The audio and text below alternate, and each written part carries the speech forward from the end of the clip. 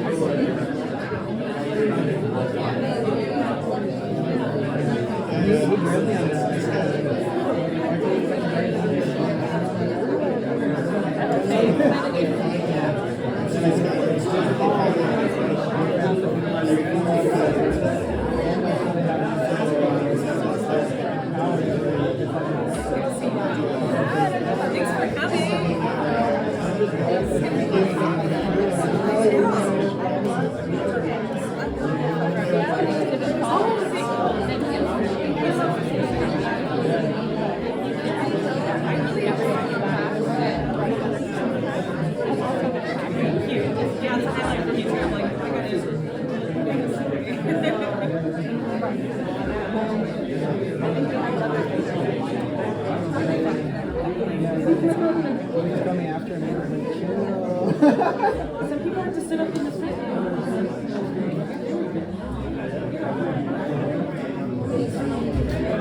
This is so great. This many people want to be here. Oh, we didn't find a max anywhere. We saw no signage on this room about the maximums. Yeah, I think we're fine. We have points of egress.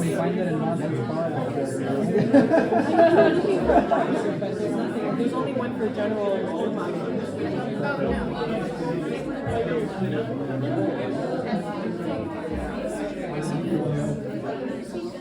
Oh, can you all hear me?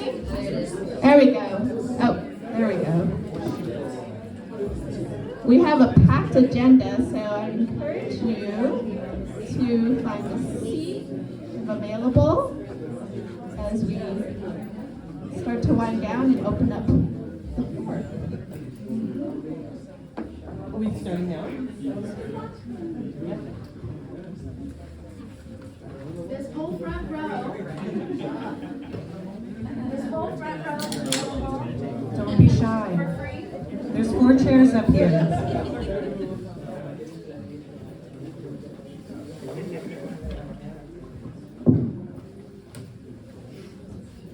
All right, get ready to get started? Okay, hi everybody. Thank you so much for being here at the Ward 6 office. My name is Miranda Schubert. I'm the council member for Ward 6.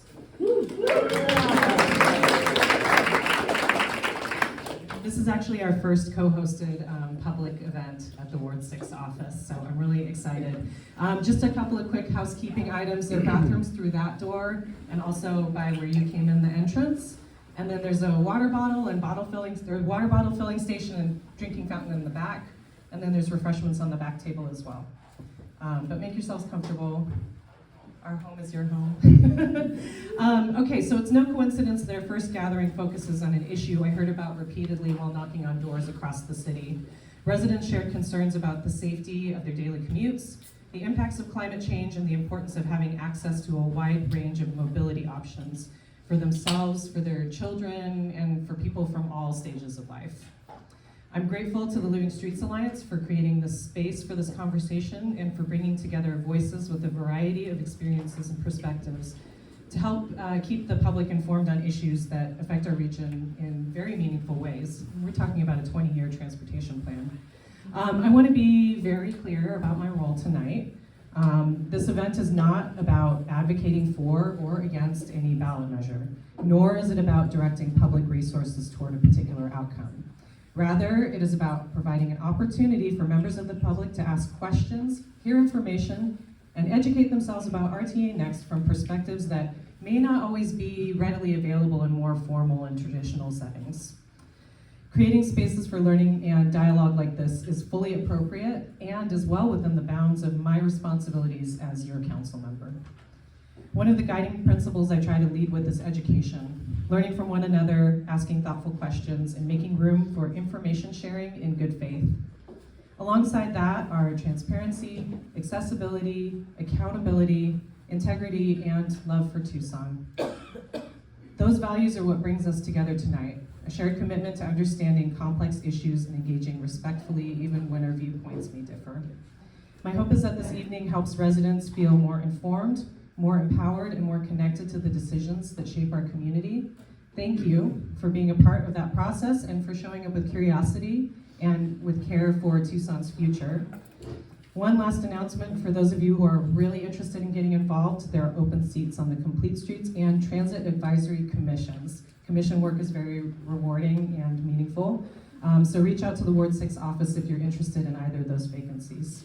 Thank you so much again for being here.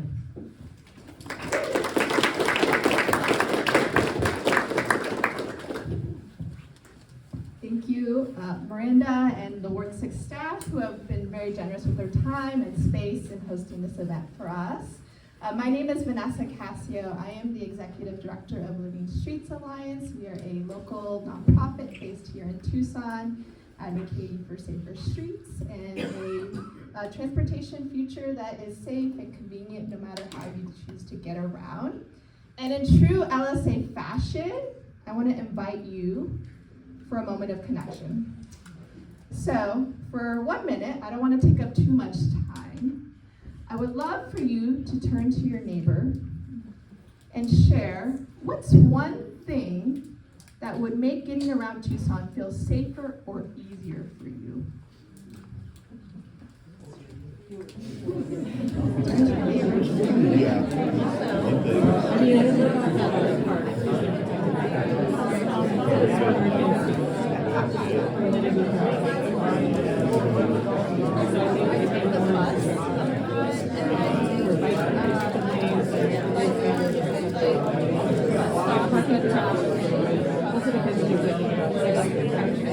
Yeah, and park is pretty primitive if it hasn't changed that much. I mean, we're being paved in sections, missing sidewalks and others, and then you got tracks as you go closer to U of A. They did recently restrict it a tiny bit better because there's reflectors and I feel like it's sort of like updated bike lane design, but it's just reflectors.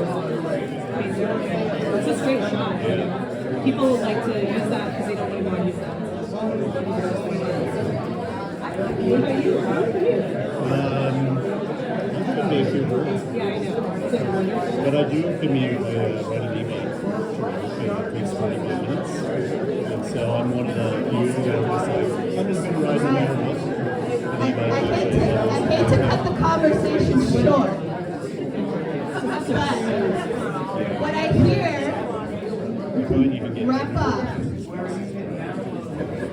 is so fun. transportation is one of those things that impact all of us. And this shared experience, the little bit that you were able to share with your neighbor, is exactly why we're here tonight.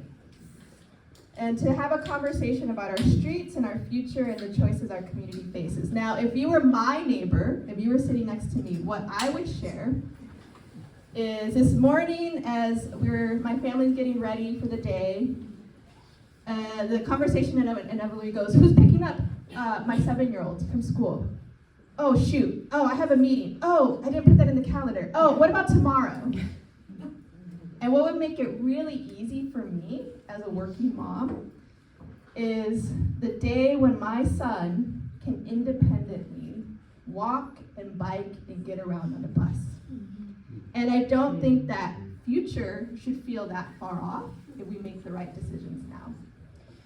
So tonight we're excited to explore this a little bit more, to learn from cities that have prioritized safety and transit and equity, and to explore the challenges and opportunities before us as we consider the next 20 years of transportation with RTA Next.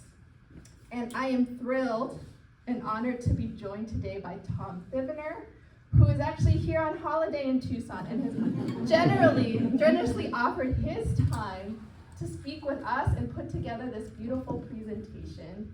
So I want to introduce you to Tom.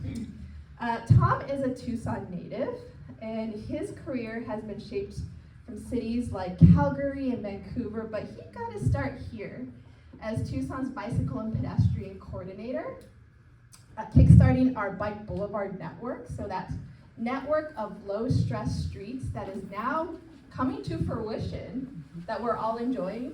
We can thank Tom for that. Yay! He's a co-founder of our beloved Open Streets event, Cyclovia Tucson, which we are in the midst of preparing our 24th event this spring. Thank you, Tom, for that legacy. And securing funding for sidewalks and safe crossings and the infrastructure that many of us still benefit from today. Since then, Tom has led active transportation planning in Canada, building complete streets, protected bike lanes, and transit-focused networks that increase ridership, improve safety, and create vibrant, walkable communities. So tonight, Tom's going to share his insights and experiences here and from Canada to guide how we are thinking about the next 20 years. So without any further ado, please join me in welcoming Tom.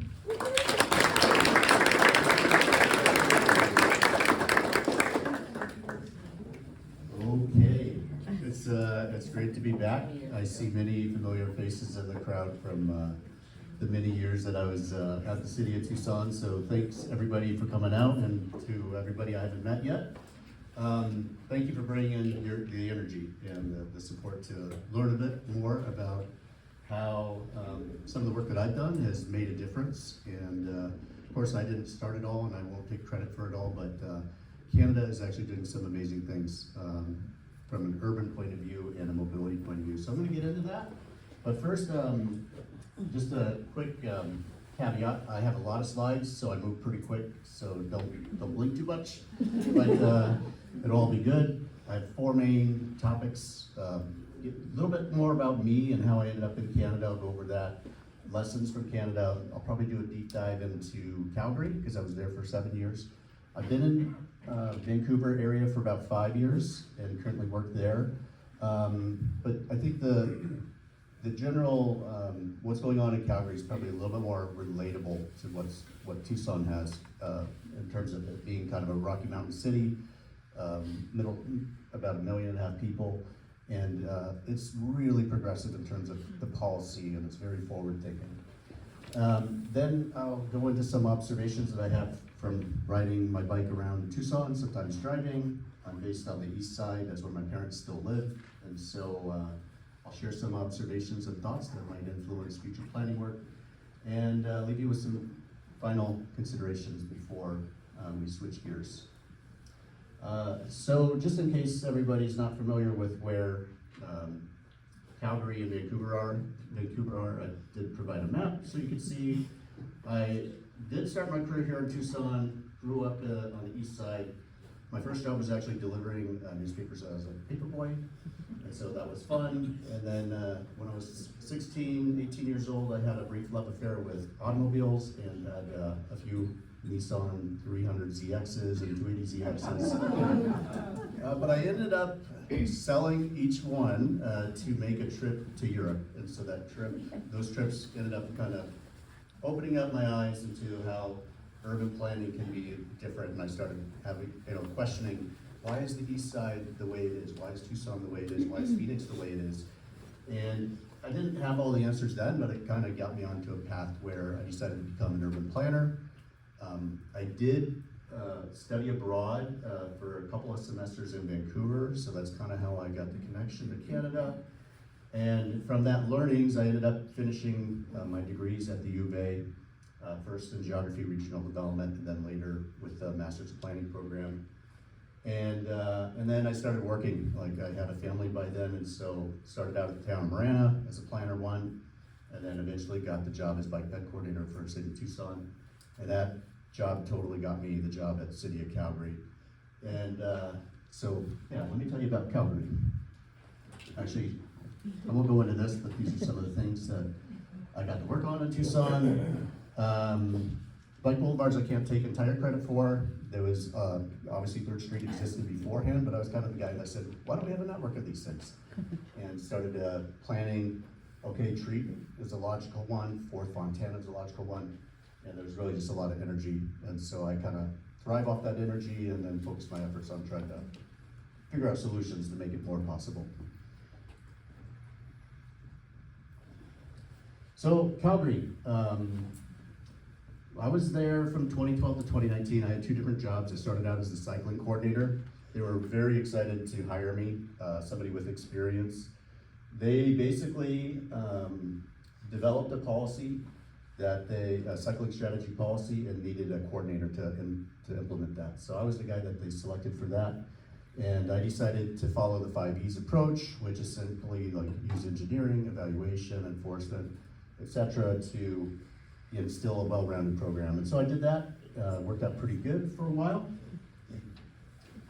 But first I'll just share some observations, like as a Tucsonan going into Canada, it's a little bit odd. I did get used to it, but some of the nuances, when you ride a bike, like I continued to ride my extracycle around for years there, it's a pretty flat city.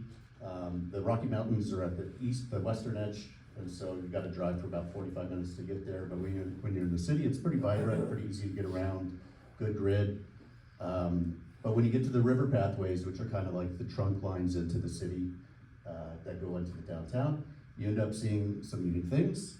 So geese are something that show up every spring, and there are thousands of them. And so you do need to take care when you're on the bike paths to avoid those.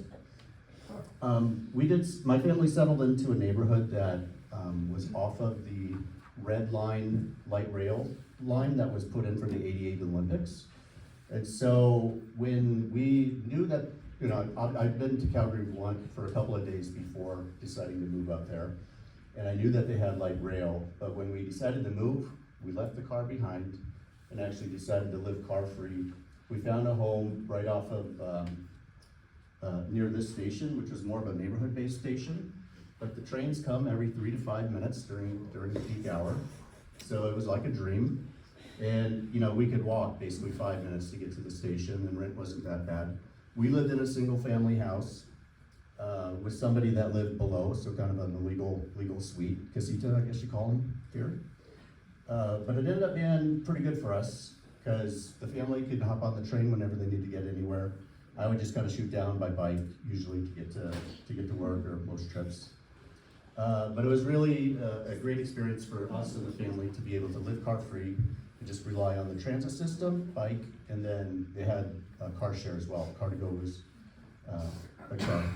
very popular in the city. Real fun picture here. I did skate before, because Tucson used to have an ice skate arena, but right in front of City Hall, there's actually an ice skate arena, so I got to skate in front of City Hall several times, so that was a lot of fun. And then the funniest thing I probably saw when I was living in Calgary is there was a hockey player that won the Stanley Cup with the Kings, and he showed up, in his old neighborhood pool, basically, and he brought the cup. So you see some funny things in Calgary. A little bit more background about the city. Founded in 1875, about 1.5 million people. It's the fastest growing city in Canada. It's probably going to hit 2 million people in the next 10 years. Massive growth, sprawling area, sprawling landmass, and then the Rocky Mountains are a bit west. And it's about 2 times as dense as Tucson. But the interesting thing about Calgary is it's really a city of contrasts. You have all the oil and gas companies headquartered there. You also have the Calgary Stampede, which is 1 week of wildness in July, where everybody lets their hair down, wears cowboy garb, and people start drinking early that day. It's also a city that's very diverse.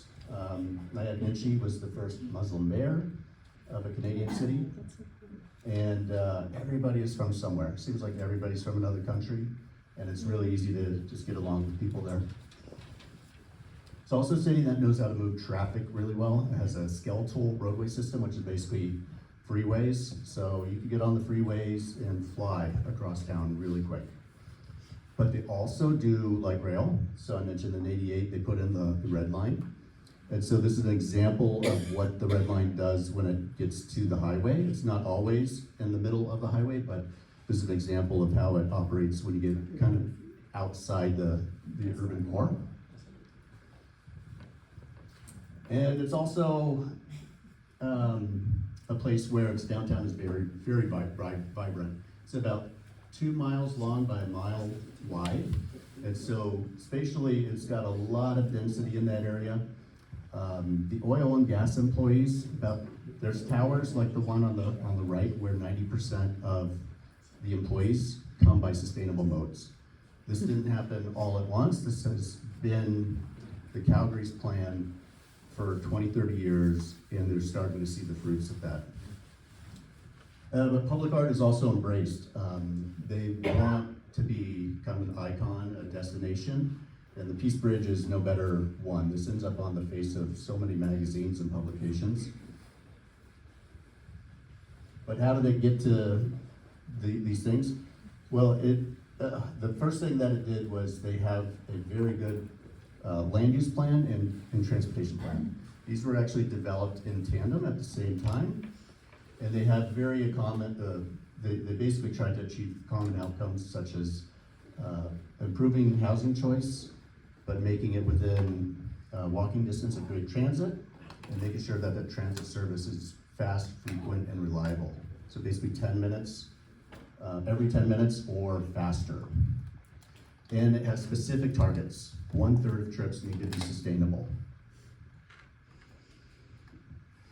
And what this looks like is, as you go across the city, I mean, obviously it's a very big city.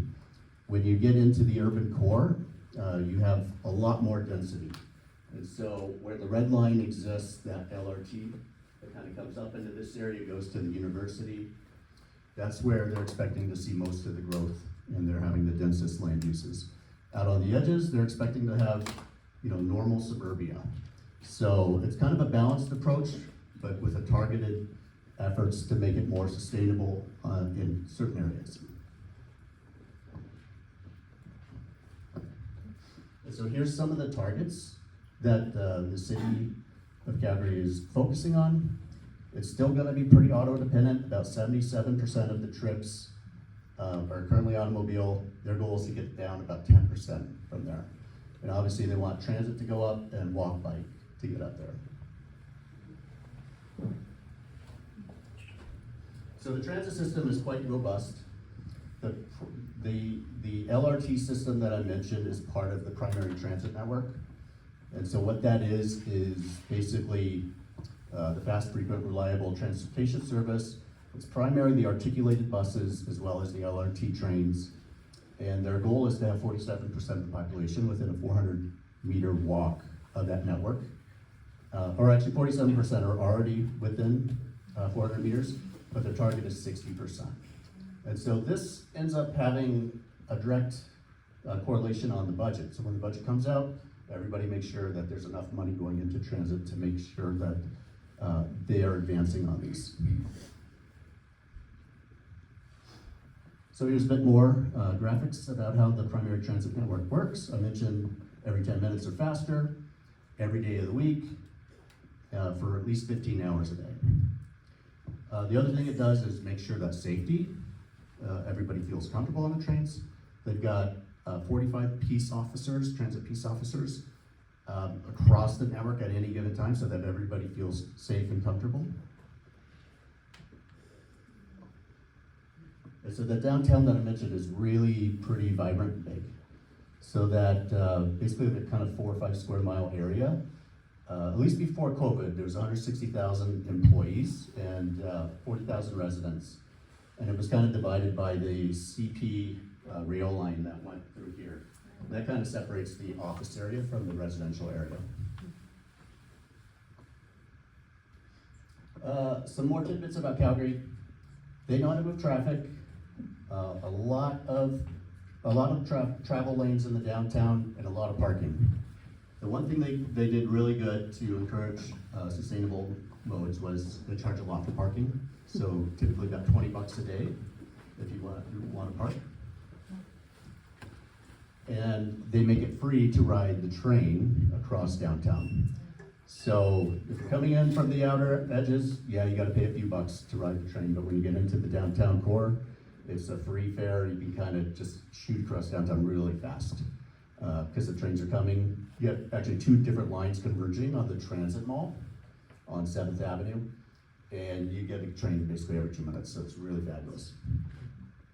Also has a +15 skyway network, so these bridges run between each building, and these come in handy more in the winter when it gets kind of frigid out. But for the most part, the sidewalks are very vibrant, except when it's a little bit cold. Let's not import that. Probably don't need it. Calgary also has a pedestrian mall. So Stephen Avenue Promenade was put in 20 years ago. It is the most vibrant retail street that Calgary has. It is closed to auto traffic pretty much 15 hours of the day. There's a few hours in the evening where they do allow cars onto it. It's really more for taxis. There's a lot of clubs and evening activities that go on, so it's kind of a different animal, different beast, but immensely popular, and it runs basically to City Hall in the background to a bunch of historic shopping areas. So getting into the mobility aspects, when I got there, there was no on-street bike infrastructure. They hired me because they wanted to do that. What they already had was very popular river pathways. So picture having the loop already, but nothing in between that. And so that was kind of the situation that I walked into. And the pathway system was awesome, it just didn't get to all the destinations. And so here's an example of some of the infrastructure that existed before I got there. They had one part-time bike lane on a key east-west street that was part-time because they allowed parking during the middle hours of the day. And then during rush hour, it would go one direction, and then in the other rush hour, go the other direction. And so it was very, very awkward. The city had a solution to deal with the cars that were still parked there. There was literally 10 tow trucks lined up, like right at 4 o'clock, to tow these guys down the bike lane. Okay, it's responsive, but it's not really a great facility.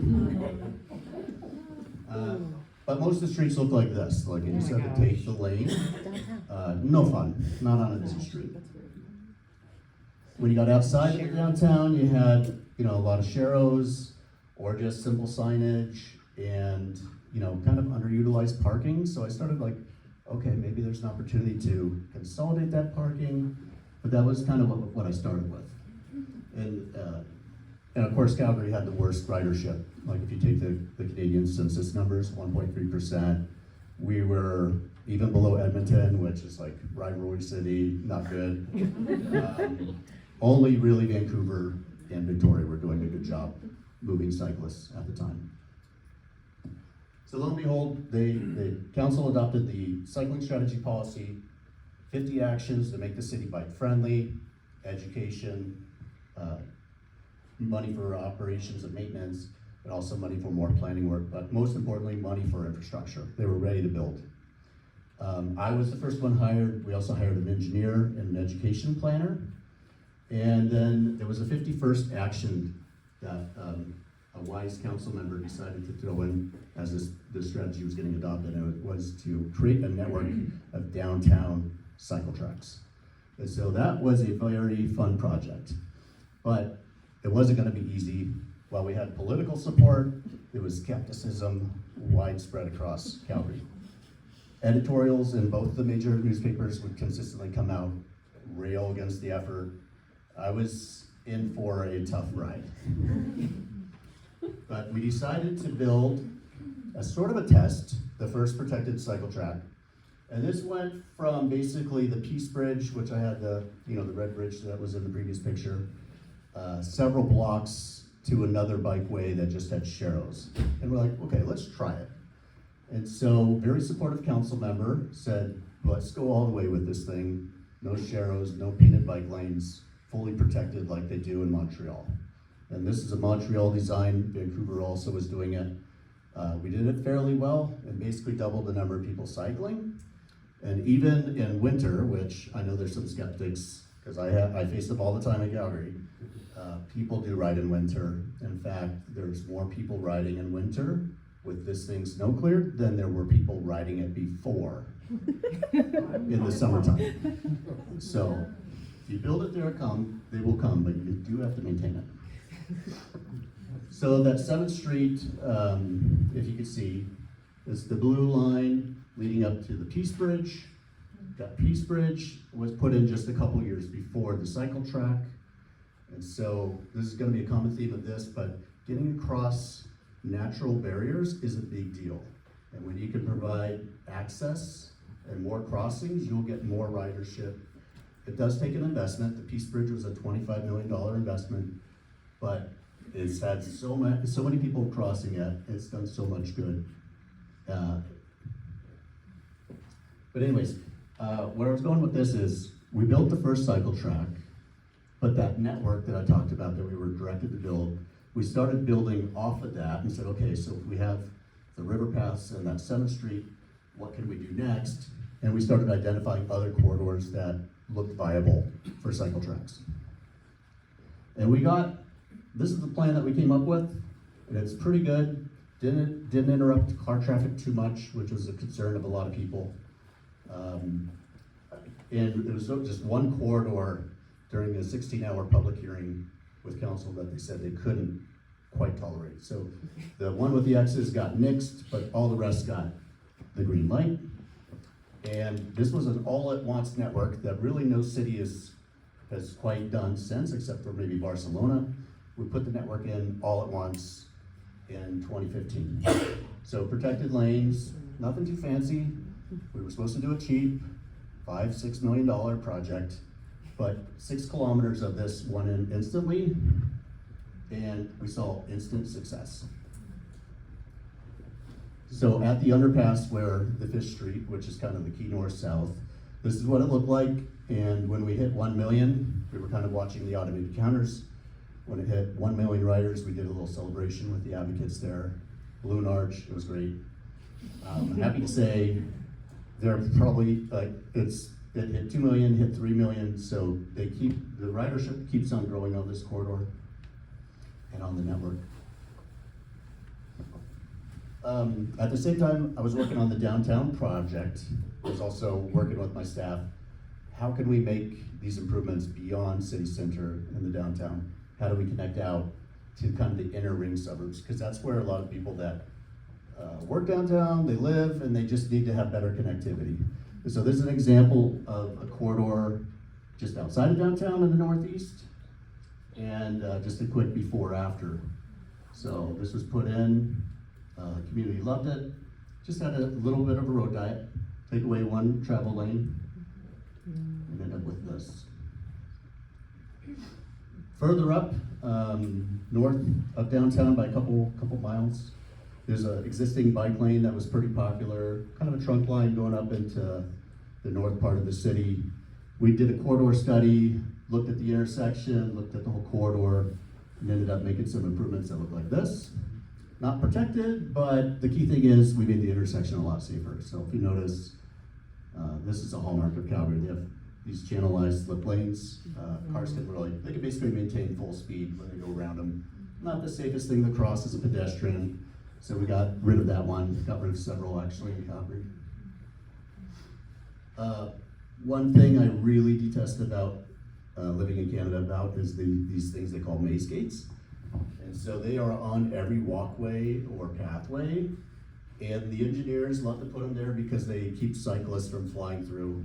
Well, okay, they do that, check, but they also keep people walking from being able to get safely through, or people in a wheelchair from being able to get through. So this was one right by the university that I've always said we have to remove this. Had to do a long pilot, get several approvals from traffic engineers, but eventually got to the point where we removed all the stuff and people could get through without having to.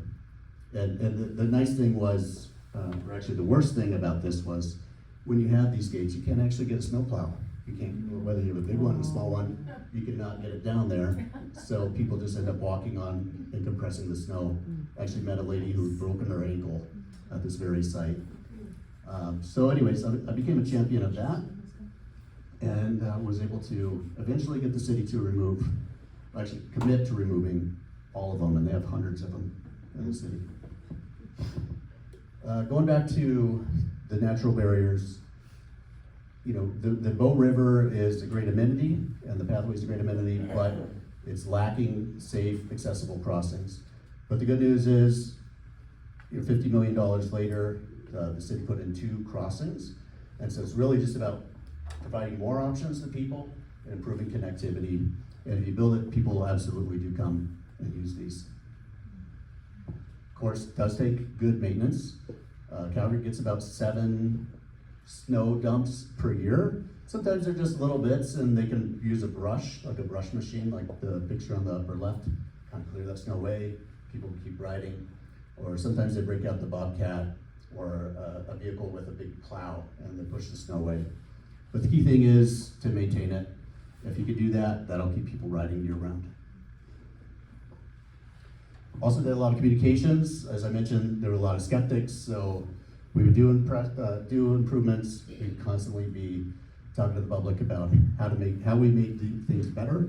So that's a very important aspect of the job. And then bylaws. They're not called bylaws here. I'm not sure what they're really called, but we modified a couple. One learning I got from the Netherlands was that actually, besides making giving pedestrians the right of way at intersections, they also give cyclists the right of way at intersections. So whenever you see these elephant's feet markings in Canada, that means cyclists have the right of way. And then, at least in Calgary, we actually changed the bylaw to acknowledge that. And then made a fine. I think it's $200 or $300 if you fail to yield to a bicyclist in one of these cross rides. So getting to some of the lessons from Canada, not just from my time in Calgary, but also working in Metro Vancouver, it's really important to separate users by the speed that they travel. And so pedestrians obviously are going the slowest. Then you have people cycling, and there's actually a pretty large range how fast or slow people go on a micro-mobility device. Bicycle, e-bike, scooter, Some are going slow, some are going fast. They need their area.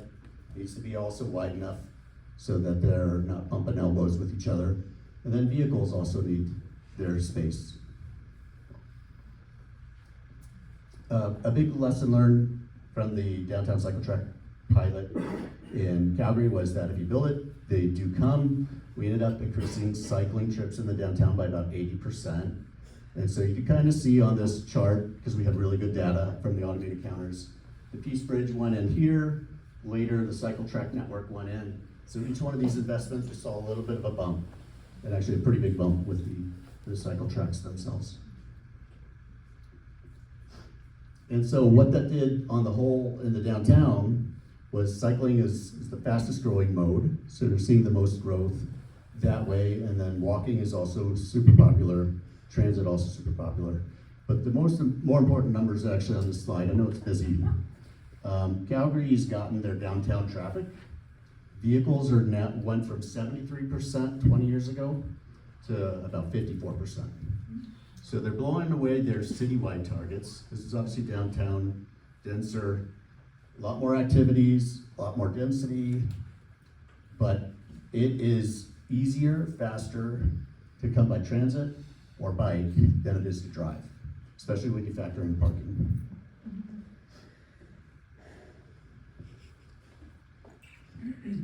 Another lesson, and I probably don't need to tell this to this crowd, but separate whenever possible.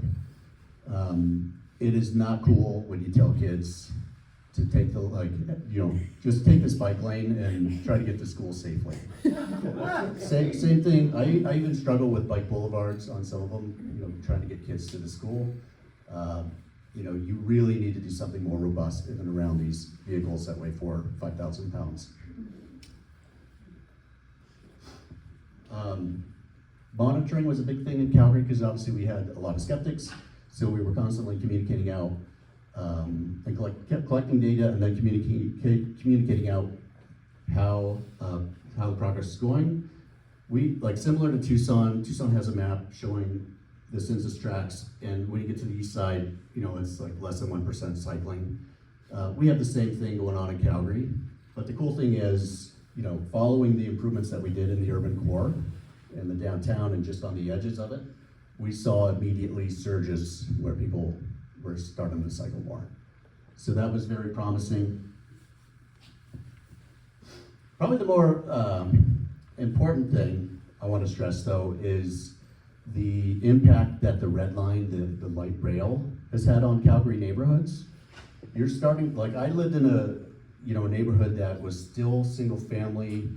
They were kind of entrenched as that. They're probably not going to see a lot of changes, but there's other neighborhoods where it's more viable, a lot easier to make change happen.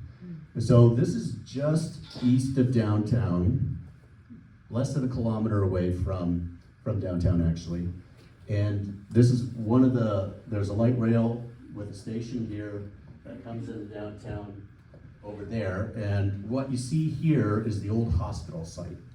So this hospital had served its need, its purpose, probably built 100 years ago. They decided to tear it down. They built a new one on another street a couple miles away. But then, what to do with this land? And it's been a slow change, 20, 30 years from when this area was taken. But there's been a lot of change since. So that site has come down.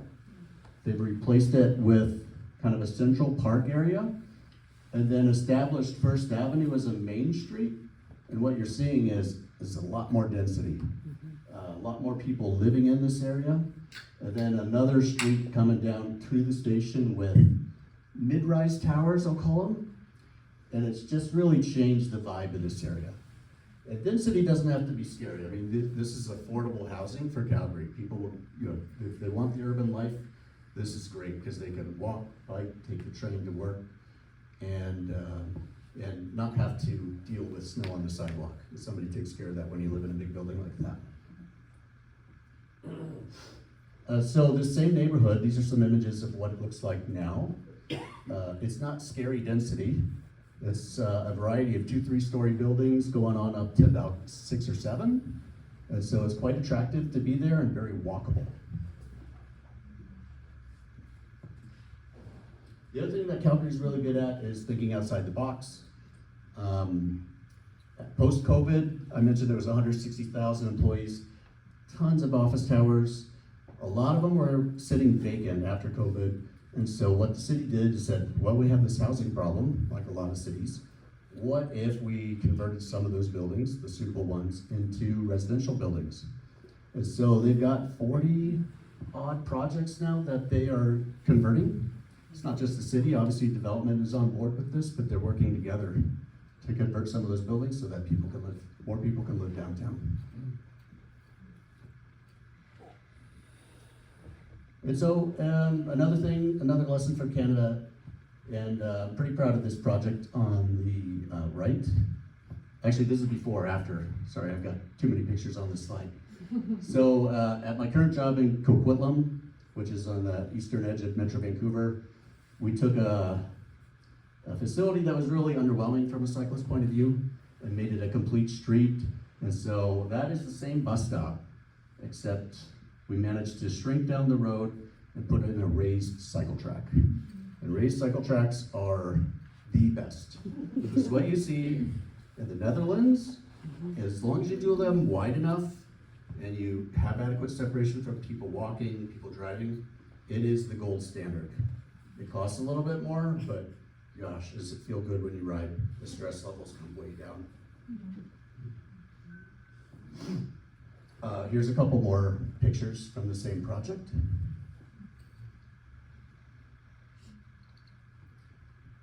I know people, Canada also, I've mentioned LRT a few times, Calgary does it really well. They also do BRT.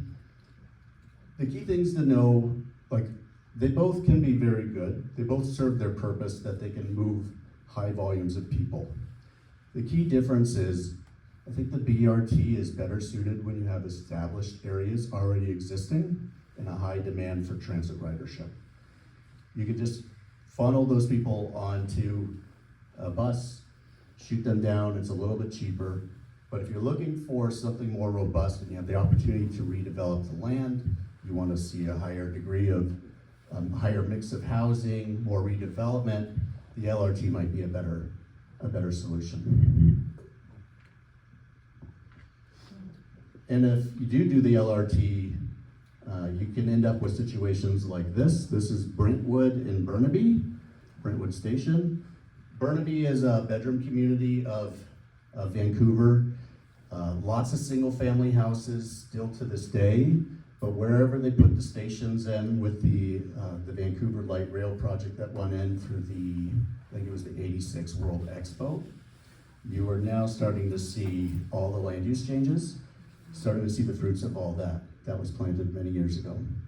So Vancouver's very spatially limited. So you're seeing a lot of 20, 30-story towers going in, some high rises. People find that to be more affordable than the alternative, because you can buy one of these, like a unit, like 1,000 square foot, for about $700,000, which is not cheap, but it costs about $2 million to buy a single family house. So, which prices out virtually everybody who's not rich. If you've lived there for 20 years and have one of those, you're sitting on a lot of money, a lot of equity, but for everybody else, they don't have too many choices. So Vancouver's choosing to grow up and focusing in that density in and around the SkyTrain stations. So Vancouver's LRT is a little bit different than the Calgary one. It's all grade separated, run on automated trains. And those automated trains shoot you past traffic going about 80 to 90 kilometers an hour. Sorry, 50 miles. About 50 miles an hour between the stations. It's so fast, so lovely. It is the best system. Vancouver does transit so well. When you're down at the local level, there's many communities that just have main streets where the bus comes like every 5 to 10 minutes. So it's also a city with very fast, frequent ridership, transit service and ridership. My point about the slide, though, was to talk about the density. The architecture really comes in many shapes and sizes. It's really just getting the development community on board with doing things different. But this example down at the bottom is also quite lovely. It's a laneway product near another SkyTrain station in Vancouver. And this is more of a townhouse, but townhouses run about $800,000-900,000. So again, not cheap, but far cheaper than what the market's providing in a traditional single-family house.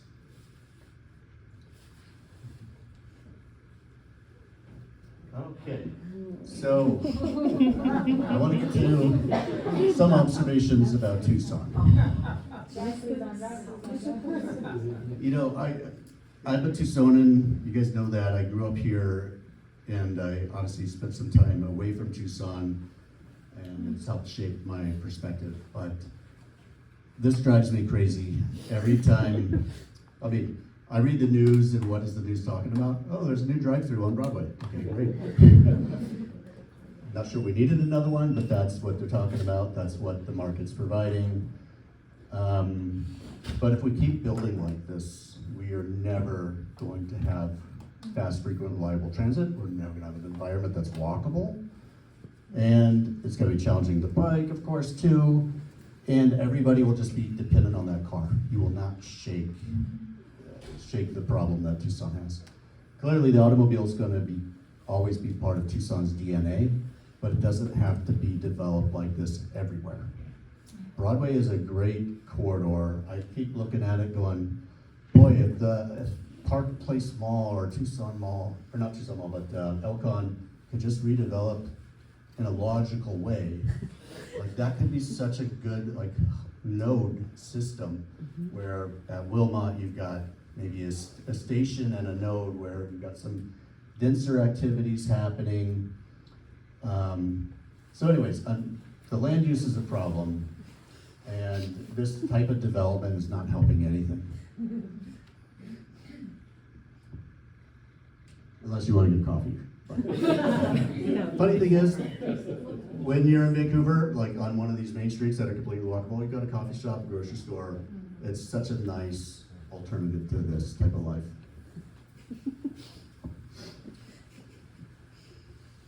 Transit. How do you get to fast, frequent, reliable?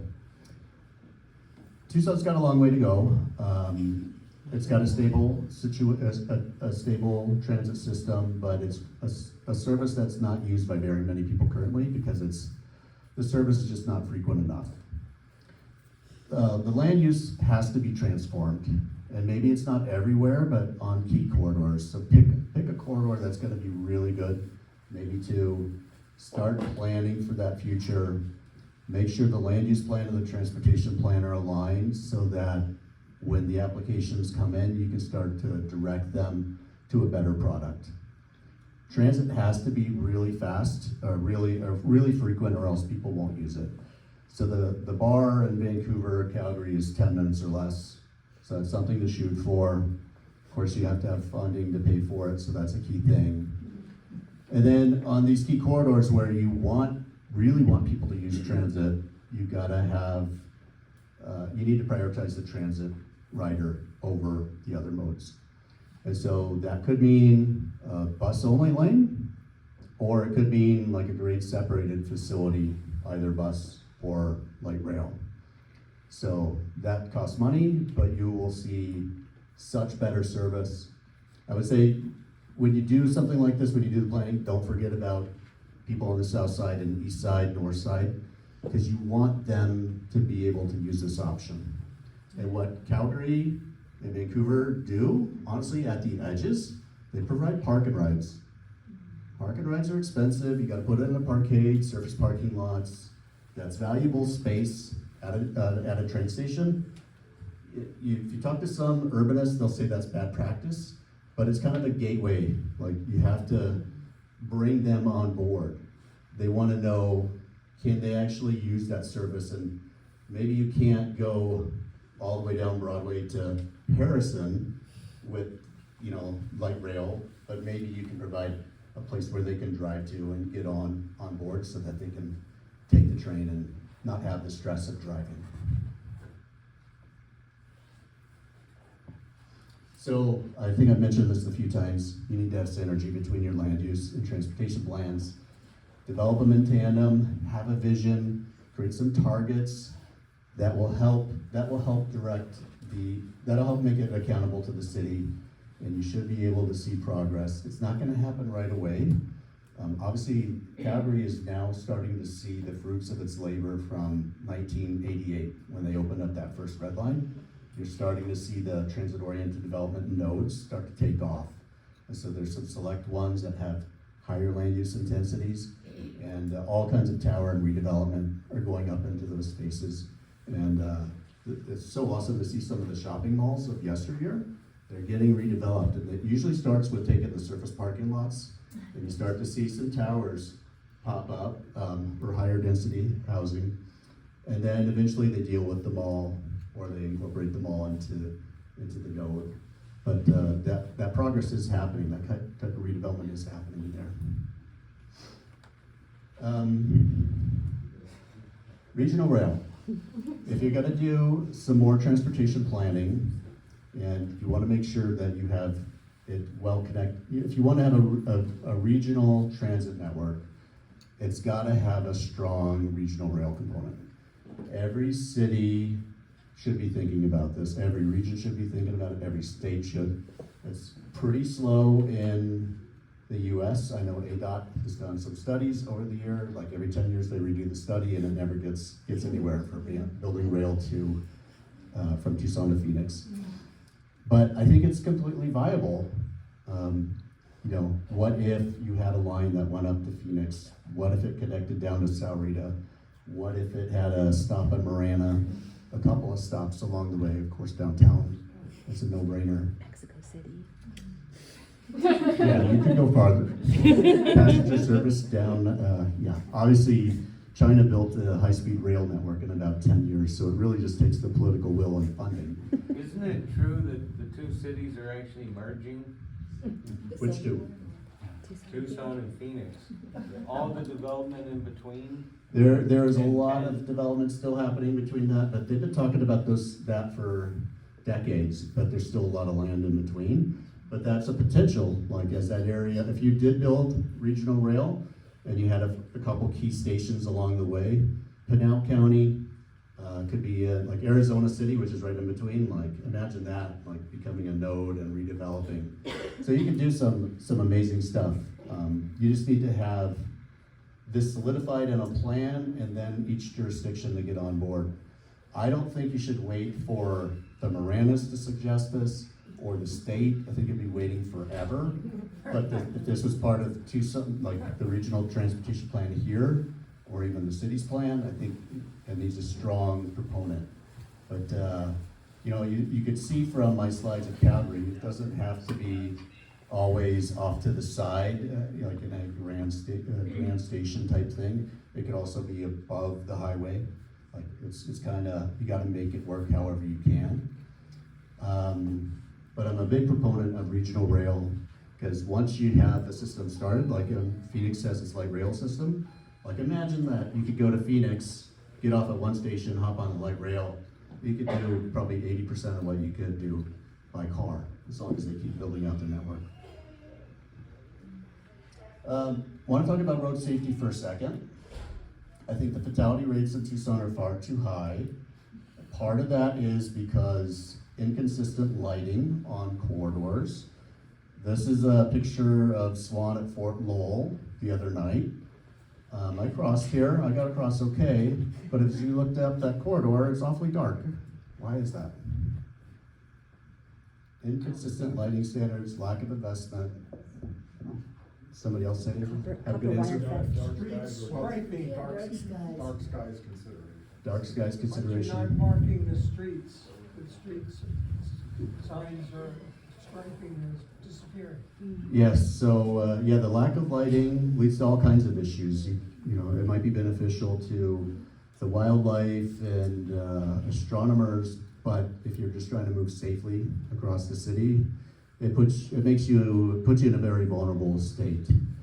Of course, it's contrasted by this ATM I saw in a shopping center not too far away, where it had like super lighting, and you know, nobody could miss that.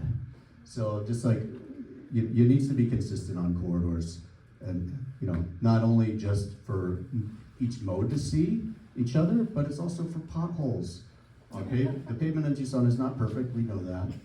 There was just a cyclist killed in Portland a few days ago from hitting a pothole at night. This is not fun stuff you want to play around with. If I were in charge of the transportation plan or the next RTA, I'd say, okay, what about the streetlights?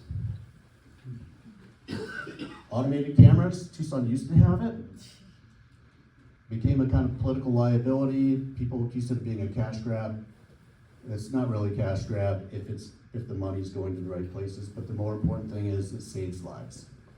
So I would encourage Tucson to look at restarting this program. It's got proven benefits and it works across the world. And you will see the fatality rate drop here. Almost done. I mentioned the loop. I gotta say I'm on it constantly when I'm out for about this time of year. I have my e-bike. I live on the east side with my parents and I cruise around a lot. I know the city's working on an east side bike boulevards plan. I hope you all take a look at that, provide input if you live on the east side or travel over there. But I can't help but wonder if the bike boulevard network is not gonna be able to solve the real problem over there. You cannot bike from the east side to Midtown unless you wanna get on Broadway or Speedway. Very scary places to ride.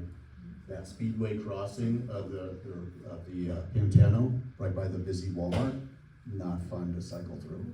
What if you had, in between these major roads, crossings, new bridges, just like the one they have on the retail at Mountain, cross over. It'll make that network more permeable and you'll probably be able to get the east side. You'd provide them with a realistic option to bike into the rest of the city. How old is that photo? 2 days. Yep.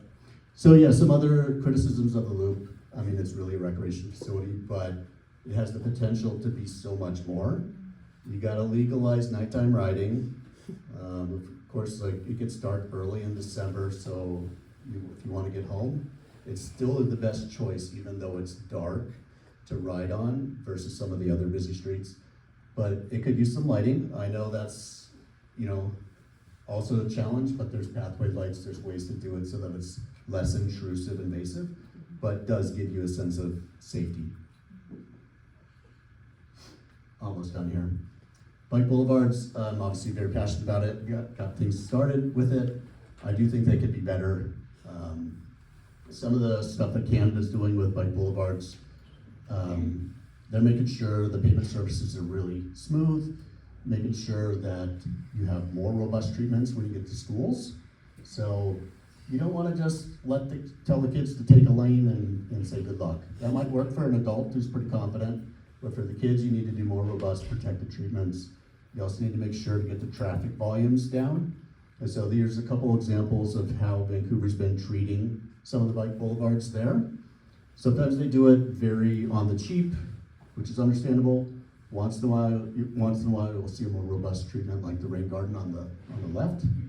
And that, a few $100,000 that they spent there kind of creates a park, creates this better space for people to congregate, as well as make it more bike ped friendly. And then of course, lighting. A lot of the bike boulevards are very dark, you can't see the potholes, so that's something that I hope the city can take into account more when they're doing the design processes, but it might have to be in a future iteration of the bike boulevard improvements. And of course, shade. That's something that you don't have enough of in Tucson, so we need more street trees. Real quick, protected bike lanes and pathways.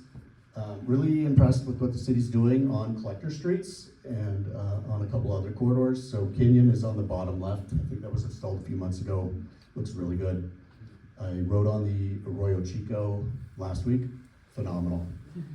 I know, I don't think Julie Berzak's here, but when I was planning the bike boulevard network, she was planning the greenways, and sometimes we battled, like, okay, who's gonna get this street? What are we gonna do on it? This one ended up really good. I love how it's raised. From the automobile realm, the car is the visitor, the bikes kind of take more center stage. You can't see it very well, but it's actually raised about 6 inches up from the road with a rolled curb. really good street lighting. This is one of the premier facilities I've seen in Tucson. Check it out if you haven't seen it. And with that, I'll wrap up. Thank you for your time.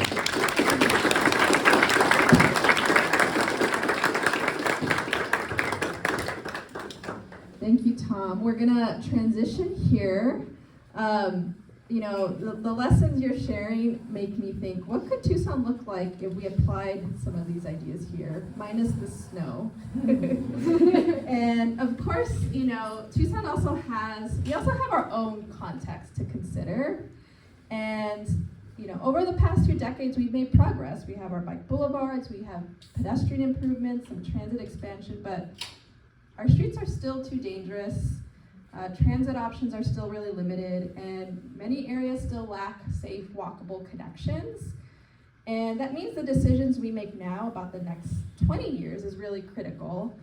So that brings us to our next topic of discussion, RTA Next, also known as Propositions 418 and 419, which will be on the ballot this March, so very soon. This is a regional plan, right? It includes multiple jurisdictions and guides how billions of dollars will be spent over the next 2 decades, covering roads, transit, sidewalks, and bike infrastructure throughout Pima County. And so when I think about 20 years, I think about my 7-year-old who cannot vote on this plan, but will inherit it in many ways. So to help us connect these lessons from other cities and with Tucson's reality, I'm also thrilled to welcome our 2 panelists along with Tom, to join us with Tom. Mass, a Tucson native with a master's in planning from the University of Arizona. She served on the RTA Citizen Advisory Committee, which was convened to develop the RTA Next plan, and we'll share some high-level insights from a community perspective and somebody who's been following the issue now for some time. And Albert Elías, also a Tucson native, city planner and former public administrator who also brings a wealth of institutional knowledge and insights into planning, equity, and community priorities. So together with Tom, they're gonna help us explore these challenges and opportunities as Tucson considers our next 20 years. So I wanna welcome you all. Come take a seat.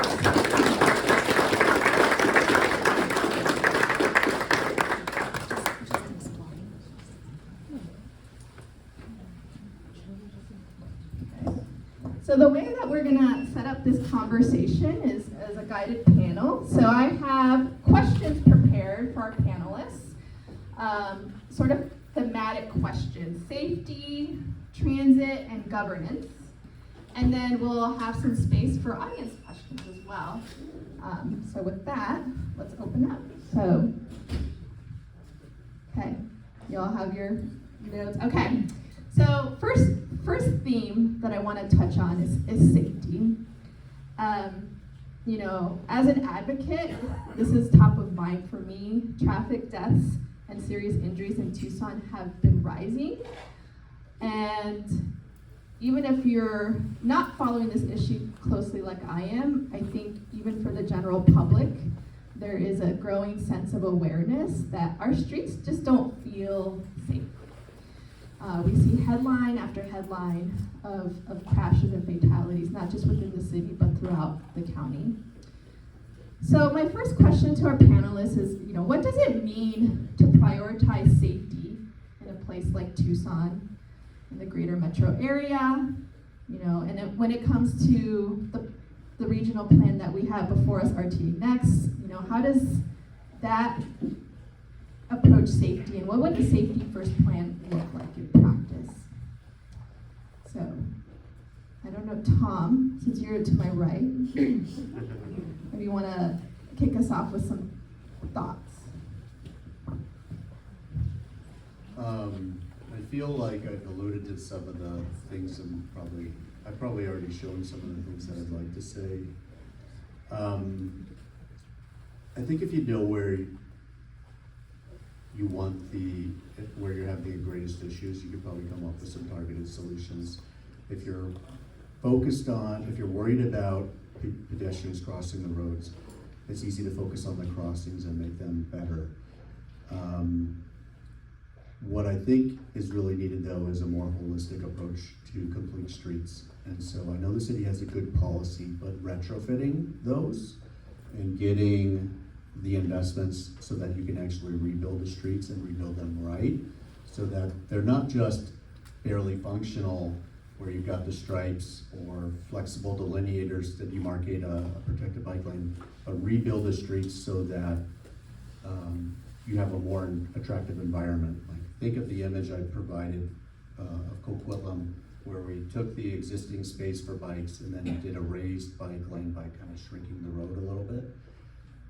You end up with such a better product, something that people can be really proud of. And I think if you ended up with a more systematic way of retrofitting the streets, you know, you don't have to end up with like Speedway in the condition that it's in for decade upon decade. Doesn't have to be a road widening, like in the RTA plan, I think widening is mentioned 23 times. Okay, that might fix somebody's commute on the edge, but when you're in this city, you just want those streets to be a little bit healthier and more complete. No, that makes a lot of sense. Albert, do you have some thoughts to share? Of course. So, I agree with what Tom said. A more holistic approach is necessary. And I think part of our challenge as a community, as just people who live here, is to understand that different people perceive safety in different ways.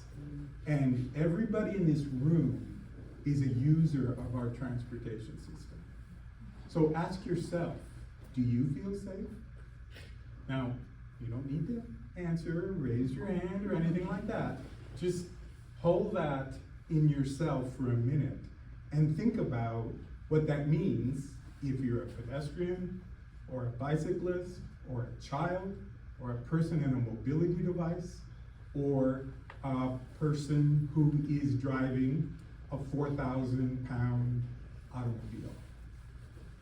I drive a 4,000-pound automobile, full disclosure. But my point is that safety is going to feel incredibly different depending on how you're interacting with our transportation system. And I believe that's something we need to prioritize. And I don't think it has been, to be perfectly honest. My last comment on this is to just think about all the billions of dollars we've spent over the last 20 years. There's some good things in there, don't get me wrong. But think about, after that amount of expenditure, how do you feel? Do you feel safer? Do you feel we've improved in a way that we've gotten value from our dollars? Just think about that. Love that, Albert. I was also an East Side kid, Tom. I grew up near Houghton and 22nd Street. And when RTA 1 passed, I was, I think, in middle school. And so I'm very much thinking about that and remember a road that near between Harrison and Houghton on 22nd that still hasn't been completed from RTA 1. So I remember traveling there as a kid. There's a Target that got put in. The best thing I could do in Tucson on the east side is go to a Target, and I would kind of have this tiny little shoulder to, you know, bike, and sometimes I'd get washed out after a rain, and it was just very unsafe. And I still see it 20 years later, and when I go out and visit my mom, that condition hasn't changed. And as a member of the CAC, you know, we were tasked with providing a recommendation to the RTA board, and it was a really fraught process. It was very complicated, and I would say the plan today is not. The plan today, what we're seeing was not really developed by us. When I was looking back at my numbers on the plan effort related to safety, and noticed that RTA 1, about less than 10%, about 9% of that budget was allocated to safety. And anybody have a guess of how much is allocated to safety, the safety category in RTA Next? 9%, no change. So I think, like, you know, it really just stood out to me of this is like, these things are not, there's not a progressive change in this. We're getting a little bit more of the same with this plan. You know, I've had a lot of conversation about this, and, you know, people highlight that some of the roads, they have multimodal features, you know, and really what that means is we get treatment like Broadway that we see with striped bike lanes, and so that's multimodal. And so to me, one of the big conversations that we had on the CAC was concerned that we weren't pushing the envelope enough with RTA Next, and that we really needed to have somebody put it really well, that we really needed to have radical transformation of dollars and where we put it. And I've heard the mayor say this, I hear a lot of elected people say this, that the budget is a moral document. And so if you want to really change transit, safety, all these investments, we want to see things that are in Calgary's doing, we got to show that in the numbers and how this $2.67 billion package is getting allocated. Thank you for those insights. One of the things that occurs to me that from your presentation, Tom, was these targets around shifting modes.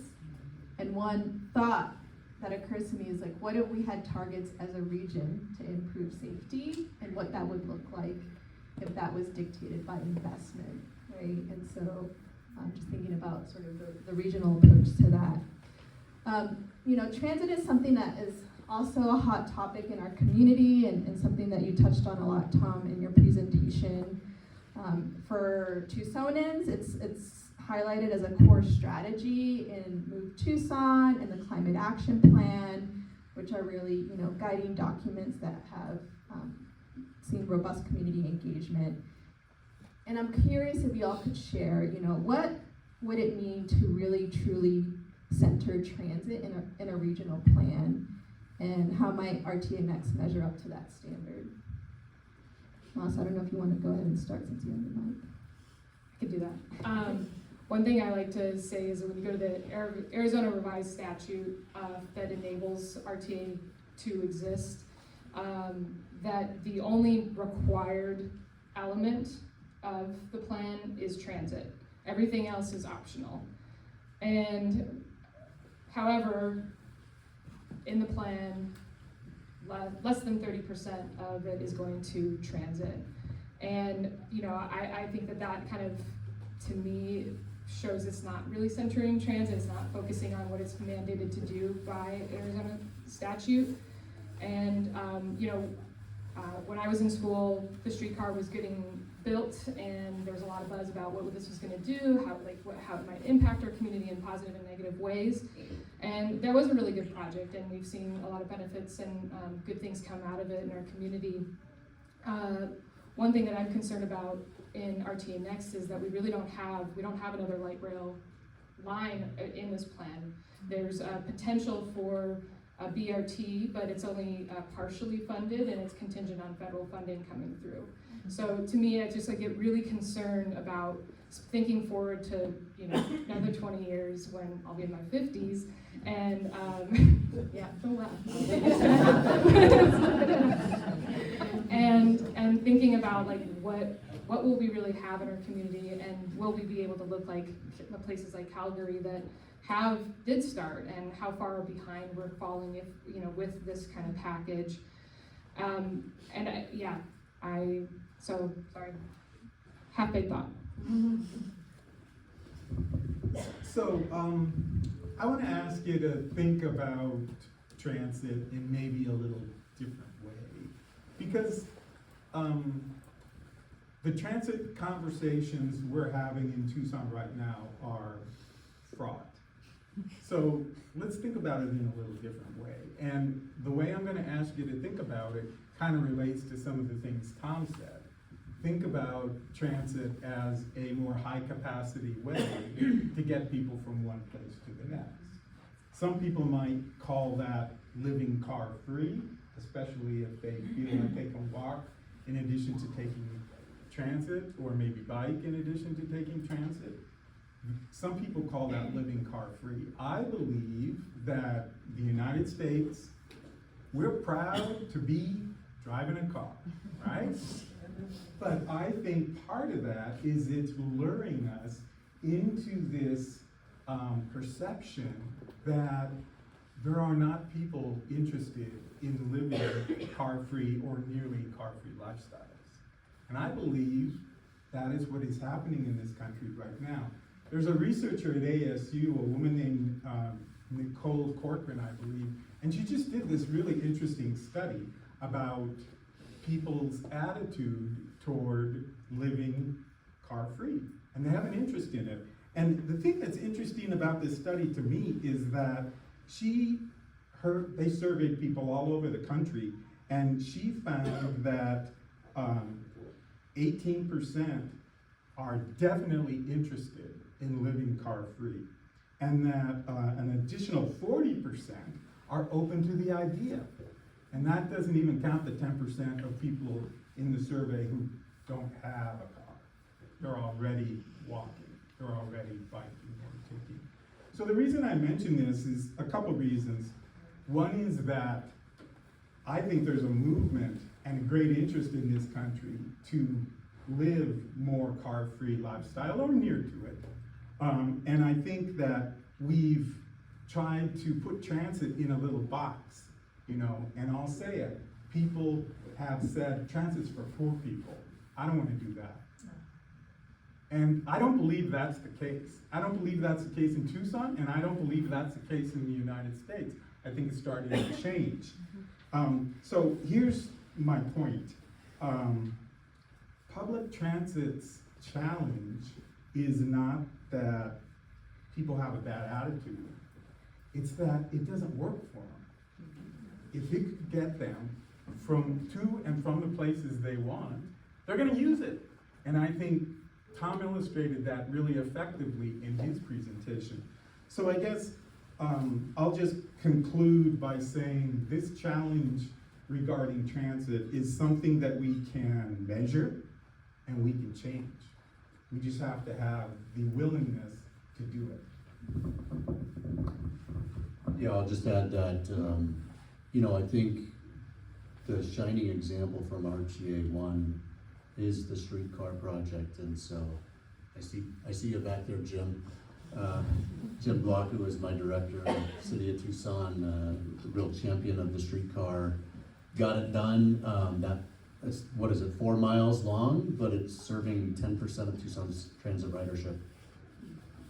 A lot of us were skeptics thinking that's not gonna move people, but it is moving people because people love rail. It's in the right place, like between downtown and the U of A. But, I look at the next RTA plan and I'm wondering, okay, what's gonna be the connection to that? It doesn't have to be streetcar because we know it's painfully slow. So that may not be the solution for a Broadway or another corridor, but obviously light rail, especially if it's grade separated or has its own lanes, or BRT, can move fastly and really move people. The key is it's gotta be attractive. It's gotta be not just like when you look around the physical environment, yes, it has to be attractive, but also needs to inspire people to wanna leave the car behind. They're gonna have a need to use that car, for many trips, but there may be trips where they're like, oh, I'm just gonna head downtown, down Broadway, hop on the train. It's a lot easier, less stress than driving. And so just need to have those connections to the streetcar network, and hopefully it includes regional rail, so that you can get out to the edges a little bit easier. Can I add one last comment? Tom made me think about this, and he brought it up, but I want to reinforce it, especially in the context of this particular topic, transit. Our way of creating transportation improvement plans is totally disconnected from our decision-making regarding land use. This is a huge problem. And if we ever want to give people the opportunity to use different modes of transportation other than the car, we need to get much more serious about the processes that we use to create our transportation plans and to create our land use plans. And not just the plans, the decisions. When we make a decision about a transportation investment, and when we make a decision about a land use investment, because that's what the property owner's counting on is a decision, we need to take into consideration, what are we trying to achieve? What's the goal? and make that an explicit part of our evaluation of our transportation investments and our land use decisions. Yeah. So Albert? You may must. Thank you. Kind of building on that, I think there's a neat study that came out of the U of A recently. One of the studies professors at the College of Architecture and Planning. It's going to be published in the Harvard Law Policy Review, he did an analysis of like what does it really look like to have capture the benefit, and it was in the context of fare-free transit and on the streetcar too, and what it was like some incredible stat of like there was 188% return on investment. So like when we got away with fares, there was the sales tax collected in that area increased 188% because of ridership increasing. There's economic activity. Think about all the small businesses that are along there. This really has tremendous economic impact on our community, and it just seems very common sense to me to want to focus on investing on that for the next 20 years and expanding that out to all parts of town. And I think, you know, it's not just a downtown issue, and you know, it's an east side issue, it's a Marana, like people all over need to get around, they care, and we live so much as a product of what we can afford, and so we need to make sure that transit is reaching all of these places and that those benefits are realized. One thing that I will add to the conversation, because at LSA, a lot of what we do is engaging community members. And you know, a lot of when we think about transit as advocates, we think about economic growth. And one sort of seed I will also plant is challenging the way we think about economic growth and economic mobility. When we were doing our outreach for the Complete Streets policy, there was one story that really resonated with me. And it was a young girl that we were working with through our Safe Routes to School program. And she shared her story of her mother, who worked a couple different jobs. She cleaned houses. Her dad was in construction, and she went to Rincon High School. And she's like, I have a really hard time doing all of the recreational activities that I need to pad my resume to get into college. And I'm a first generation college student, and it's really hard when my parents are working these long, odd hours to be able to do all the things that my peers who are gonna get into college and get scholarships do. And I think about that and think about how, when we think about economic development and mobility, really challenging us to, you know, broaden the umbrella there. All right, I have one last sort of thematic question, and then we'll open it up to some audience questions. So this theme is around governance and equity. So we know that regional planning involves multiple jurisdictions, right? Funding decisions that impact who benefits the most. I'm curious, you know, from where you're sitting, your vantage point, you know, how can Tucson ensure that a plan is equitable, climate conscious, and responsible for community priorities? Well, I have the mic, so. That's how we're running it. Well, I think that a big piece of it, especially, is making sure that representation is fair and it's representative. And one of the big topics that RTA and our region has struggled with is like, how do you set up a voting structure with the mayors at a regional level to, you know, one, bring everybody to the table, but then also make sure that each community is appropriately represented. Right now, for folks that aren't familiar with the mayor of Sahuarita has the same voting power as the mayor of Tucson on the RTA board. And so, you know, Marana or Valley, all of those all have the same voting power as the mayor, even though she represents 500,000 people versus, you know, 40, 60 million, 60,000 people. And so I think that is a really big piece that I think is important for us to change when we're in our regional transportation planning conversations, is to ensure that the city of Tucson and all communities are appropriately represented at that decision-making table. The CAC, I'm actually a byproduct of the RTA trying to kind of make moves. The mayor did, she really went to bat to try to get some changes happening. And she, through that process, there was, a batch of CAC members that were added, and that was a little bit more skewed towards the Tucson group so that, we could have more say. And even then, it was still incredibly hard to move things forward for a lot of different reasons, not just because of that, but I think that was like a step in the direction of what we could, and the first thing that we did was trying to update our guiding principles as a CAC, which then introduced trying to adjust climate change, trying to address safety in a different way and have complete streets. And so even like that movement, you could see where those seeds were being, laid out to try to bring something different, into the plan.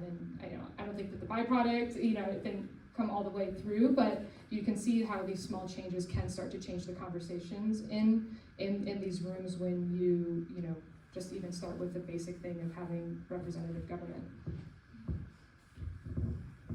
So I want to build on a couple of the things that Moss said. I mean, I believe that people want to trust their leadership, right?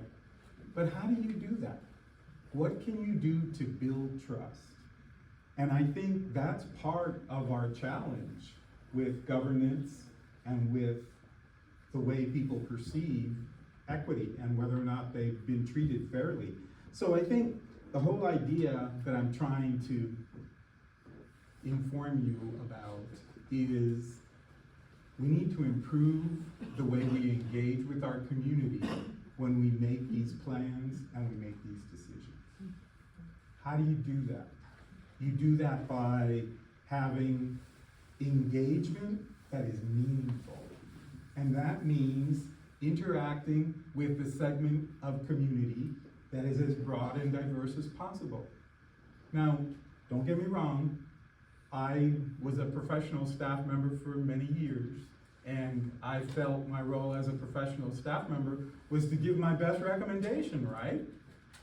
Well, sometimes it was not supported, or the leadership did not agree with that. You know what? That's okay, because we have to be responsive to this issue of trust. And we need to be able to convey to people that our leaders are hearing us. So I just want to emphasize that equity and the way we govern ourselves is completely tied to how community feedback shapes decisions. I'm going to say that again. How did community feedback shape decisions? Does it mean just informing people, or to genuinely involve diverse voices early and often in our processes? So I had a great planning mentor who said, when you're engaging with the community or you're engaging with an individual, you need to really listen to them. You need to really focus in on. And you know what else you need to do? You need to think about the voices that are not in the room. They are the people you need to listen to as well. So again, I'm not criticizing professional people. Our engineers, our planners, our elected officials, they're doing the best that they can. But if you really want to build trust in the community, then you need to engage with a diverse number of voices and do it in an authentic way. And I think we've come up way short in that regard. Just add a couple points. When I brought up the Calgary 1/3 sustainable target, that is not a very high bar. Why? Because about 1/3 of the population doesn't have a driver's license. At least in Metro Vancouver, various studies have proven that between the young, the old, and people that just don't want it, they're choosing to live or can't live. They're living by other means. They're dependent on transit, walking, using their own wheels to get around. I think that those voices are often missed, so I'm glad you brought that up. And I think that's sort of what you're mentioning with the U of A student. Like, They just need better options at the end of the day. And if we can provide that, I'll just sort of paraphrase Gil Penalosa, who is the original ciclovia started in Bogota, and he was the leader of that back in the day. So there's great videos of him, and he runs an organization now in Toronto called 8 to 80 Cities. And his theory is, if you can design for the 8-year-old and the 80-year-olds, everything else will just happen. Like, so if you design your cities better that way, they'll be more equitable, inclusive, vibrant, etc. Some of you might remember when Gil came to Tucson in 2017. We're doing great on time, y'all, so now we have some time to take your questions. And what I'm going to ask is if you can raise your hand, and I'm going to repeat your question because we're live streaming, and I want to make sure we capture the question for those who are maybe tuning in virtually. So I see a hand raised in the back. Thanks. I heard from Tom that the construction of the light rail, maybe the BRT, the impetus was Expos or Olympics or something like that. How does Calgary, Vancouver fund the operations of those? Okay, so the question is, how does Calgary, Vancouver fund the operations of the LRT and BRT? So I know that both cities it's typically 40 to 50% of the service operations are funded through the fare box. So people are paying anywhere from, in Calgary, I think it's $3, and you can ride from end to end, make as many connections as you want within 90 minutes. Vancouver has more of a staged length system where you pay by how many zones that you travel in. So it's anywhere from $3 to $5 basically. So, when you get to a point where you have kind of a world-class transit system, people will gladly pay that much money for that service. Honestly, it boggles my mind a little bit how much young people will pay for an Uber ride late at night, but when they don't really have a choice, that's what they gotta do, is like fork out $20 for that ride across town. Same question here. I'm curious, I guess, in terms of like the RTA Next plan. One, I guess it sounds like if we're interested in a complete streets approach, we should likely be looking to advocate against this being passed, correct? Like, is that sort of like, I guess I'm trying to understand sort of from like, and feeling like I have steps to take after this evening, like that plan doesn't represent what I'm potentially interested in seeing more complete streets, but what would happen, I guess, one, if we advocated against this and it doesn't get passed, and then two, like, what happens in going back to the drawing board, I guess, and revising the plan? So I'm going to repeat the question. So I think the question is, what happens if RTA Next fails? And like, how can, if it isn't addressing complete streets, how can we today start advocating against that getting passed? And is RTA Next at promoting complete streets? So I'm gonna start with that one. So the mixed bag. The road projects that the city of Tucson submitted are by and large complete streets. They're called modernization in the plan, and so the city of Tucson has done that. The rest of the projects that have been submitted are, I would say, not complete streets. And so we kind of like to put that all into context. So there's, everybody should definitely go and look things over, talk, have more conversations. I think where I've kind of landed with it is looking at the context of how much is Tucson represented in this plan. And if you take out the undelivered RTA 1 projects that would be cost about $250 million of this plan, and that the city of Tucson is getting less than 50% of the allocation of the RTA Next budget. And so I think kind of within that kind of puts into context of like, what are we really getting from all of this? And there are 6 interchange, 5 or 6 traffic interchanges, so so you get some interstates in there. So I think, you know, there are some good things, as there was in the first one, and there, I would say proportionally though to what our region, what our Tucson represents as a region, it's not representative of that. And I also think that people in Oro Valley, Sahuarita, Marana, and Green Valley, all of Vail, everybody does deserve to have complete streets no matter where you are in our community, and that you shouldn't just have to suffer a traffic interchange, you know, just because you live, you know, further out and have a longer commute. For your second question about what happens if this doesn't pass, you know, I think there's a lot of options, right? You know, there are actually all the smaller communities, because of their population size, they can, at a city council meeting, just pass to have a sales tax increase. So my understanding is that Sahuarita, Oro Valley, and Marana are all preparing to have, if this fails, that they would pass something like that to help fund their projects and whatever else they might want to do.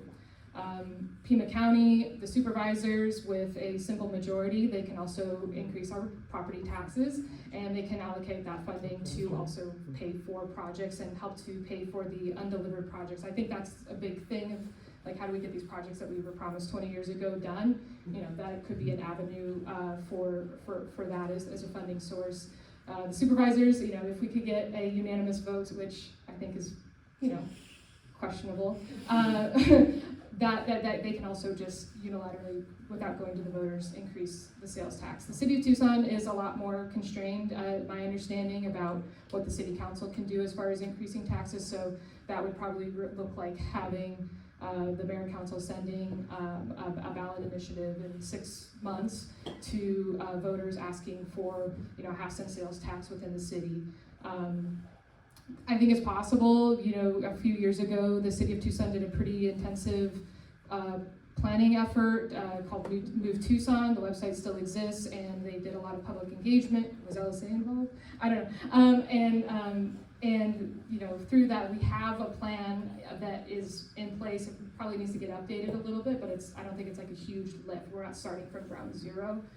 There would be a funding gap. That's a big topic, is like, what do we do in the meantime? Because if this doesn't pass, there'll be, you know, like, I think like a 9-month funding gap from RTA, you know, if something were to pass in November, get in the ballot, pass in November. So there's like some considerations there, but again, I think there are ways that our region could really work together, put funding together, and make sure that there's a continuation of service for, you know, our transit. And to me, I think it's worth maybe, I don't know, this is my orientation. We're committing to something for 20 years. We probably want to make sure it's right, and we should be mindful of what a year-long pain might be that we might experience to get a right plan together, and you know, instead of committing to something for 20 years out of fear for that kind of near-term impact. So I think there's just, you know, things to consider on that front. I'll just add one more thing real quick. As to what should I do, you know, what if this doesn't happen? What should I do? How can I figure out and balance that when I make my decision in March when you get your ballot? So a couple of things I would say. First, study what is in the plan. Look at it very carefully. Look at the dollar amounts, look at the projects, look at the percentages of where the investment is made, and ask yourself, does that reflect what are my priorities? And if it doesn't, that might say to you that maybe we can come up with a better plan. If it does reflect your priorities, then vote yes. But if it doesn't reflect your priorities, think about another opportunity you might have to play a role in a process where we come up with a better plan. I'm kind of an optimistic person by my nature, so I always think we can do better. So again, like Ma said, it isn't that there aren't good projects in there, but the issue is, are the priorities right? Are the investments right? Are they being made in the correct places? And do they reflect my personal values? And if they don't, then think about engaging individually and with your family unit, with your neighborhood, with your friends. How can we come up with a better plan? Just think about what that means to you personally. I saw a hand up here. Yeah, it's a comment rather than a question, and I haven't heard water supply mentioned at all, and the image of Tucson and Phoenix growing together over the I-10 corridor, to me, is unrealistic in a 20-year with water becoming such an important issue. So I just wanted to add that comment, that even though water has not been mentioned tonight, it's going to be a fundamental limiting factor in our future. Thank you for your comment. I saw a hand. Albert, you were talking about how land use and transportation aren't really working together to create an overall large picture. And you kept saying we. Who are the we? Is it the city and the county? Is it council members and city of Tucson employees? Like, who's the we in that? Great question, Lynn. The short answer is all of the above, but let me say it starts with you and me. And this is how it works. Our elected officials are trying to be responsive to you and me. And they're trying to make good decisions for the future of our community. They want our land use decisions and our transportation decisions to be better than they have been in the past. We know that. But the problem is that we have systems in place. We have plans in place. We have ways that we're used to doing things. And all of those collectively are resulting in outcomes that we don't necessarily want. And I'll just illustrate real quick for you. And this is where it kind of takes it back to the individual level. Now, most of us live probably in a more residential area. And we drive, or we walk, or we bike, or we take transit along these corridors that have more cars, right? And what do we see along these corridors? We see a lot of buildings, right? A lot of these are commercial buildings. And what are they? They're sitting there empty. And why are they empty? Because we have too many of them. And the retail world is changing. If you were a real nerd about this thing, you would go look at the land use and how much land we have designated for industrial use. It's the same thing. We have so much land set aside for industrial, we just have too much. We're never gonna use it. Same thing with the retail. We have more commercially zoned land than we're ever gonna use. So what are we gonna do? Do you hear anybody saying we should change that? And how creative are we being in our problem solving? Is it possible that we could identify properties that are commercially zoned that could be developed for residential use? Is that possible? Is it possible that we could identify who those property owners are and actually approach that property owner and give them an incentive to do something with their property? Now, they may own it free and clear, and all they have to do is pay taxes once a year on it, right? They don't have to worry about a tenant, they don't have to worry about any of that. But the building just sits there empty and creates no economic activity, provides no service to the community, does nothing to really enrich our lives, right? Why couldn't that land be used for something more productive? Do you think there's a housing challenge in this community? So all of this works together. And what I'm saying is that while we can blame our decision makers, we can blame our plans, and they all have a role in this, don't get me wrong, it comes down to individuals. And it's individuals who decide, you know what, I'm not gonna do anything with my house, I'm gonna let it fall to crap. Would you appreciate that as a neighbor? No, you wouldn't, right? And it's the same thing along our commercial corridors. We have so many of these buildings that have had zero investment in them for years and years and years. And if you're out there looking for a commercial property, are you gonna go to the one that's the most poorly maintained? Heck no. So it's just gonna stay there, vacant and empty and not contributing to vibrancy in our community. So I share all this as kind of a long-winded way of saying we have choices to make as individuals, and our leaders have choices to make, but they are trying to listen to us. They are trying to create better outcomes for our community. We just need to speak up and tell them what we believe is the best thing. Thank you, Albert. Can I pitch one thing? Yeah. So, like, I'm a big fan of revisiting land use transportation decisions. The Broadway corridor, like, every time I go down it, it just reeks of potential, especially with all the kind of vacant commercial land or parking lots that are along it. The Broadway corridor is unique. It helped, those businesses helped fund downtown development through the Rio Nuevo TIF, tax incremental financing that was approved. I think the plan was developed over 20 years ago. I mean, but you're seeing the fruits of that now with all the new things going in downtown. What if that district was reversed, where maybe all that downtown redevelopment that's happened is helping to subsidize redevelopment of Broadway corridor? The framework is there. You just have to kind of rejig it, and then you don't have to rely solely upon people to pay for the transit or the RTA. I mean, obviously you're going to need more money, but that could be a way to just redirect some of the sales tax dollars. It's interesting to also think about how times have changed. To your earlier point, Albert, about the way we shop is different. Right. And I feel dated now thinking about Elcon Mall and how my Nana would take me, and it was like, there's a big deal to go to Elcon. Not these days.